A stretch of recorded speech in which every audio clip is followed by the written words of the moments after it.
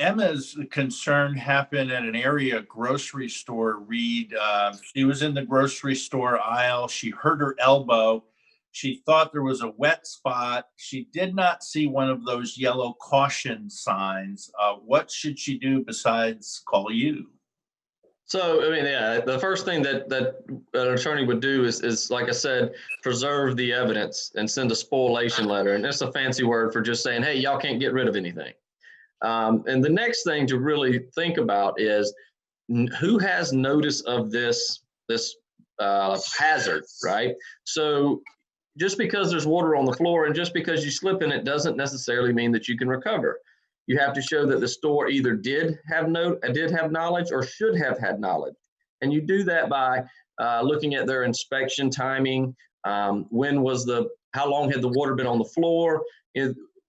A kid could have come by and knocked over some water 3 seconds before you slipped on the floor. And if that's the case, then the child would be liable. But obviously you're not going to sue the child and be able to recover. So you have to show that the store did something that they should not have done. And by doing that or trying to do that is very difficult. So that's the first thing to do, is to make sure the evidence is preserved and get the spoliation letter out. I want to add something here. Rita's pointed out that we send out a spoliation letter. The letter is designed to preserve evidence. And most of these stores have video. And I'll tell you a quick story. One of the cases that came into our office, a lady had broken her ankle when she slipped on a grape in a grocery store.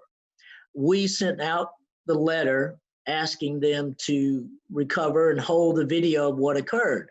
Well, it saved an awful lot of litigation, an awful lot of trouble and expense when the store sent us the video that showed on the aisle next to where the lady fell, a little boy was throwing grapes up in the air and trying to catch them.